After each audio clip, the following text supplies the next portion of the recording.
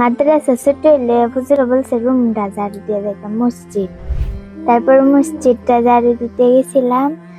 তারপরে আমি বলছে আমার বিছানাটা ঝাড়ু দিয়ে দিই। তারপর বিছানা ঝাড়ু দিতে গেছি, তারপরে দরজাটা লাগাই লাইছে। তারপরে এরকম তারপরে হুজুরে বলছে বাড়িতে কাউরে বলবো না, বললে নাকি মারবে, ভয় দেখাইছে। নেত্রকোনায় 11 বছর বয়সী এক শিশুকে ধর্ষণ ও তারপর গর্ভবতী হওয়ার পৈশাচিক ঘটনায় স্তব্ধ পুরো দেশ।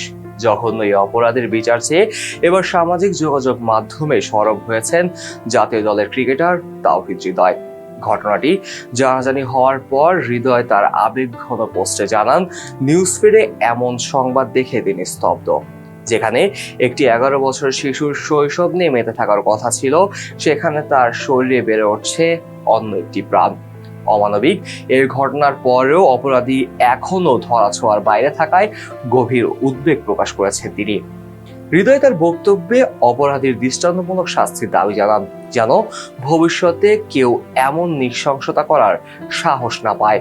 ধর্মীয় দৃষ্টিকোণ এনে তিনি স্মরণ করিয়ে দেন পবিত্র আল কোরআন এবং সুন্নাহ অনুযায়ী কন্যা সন্তান আল্লাহ তাআলার বিশেষ নিয়ামত। নারীর প্রতি এই নিষ্ঠুর আচরণকে অমানবিক ও নিন্দনীয় বলেও আখ্যায়িত করেন তিনি। পোস্টের শেষে তিনি সৃষ্টিকর্তার কাছে সকলের নফসের হেফাজত কামনা করেন।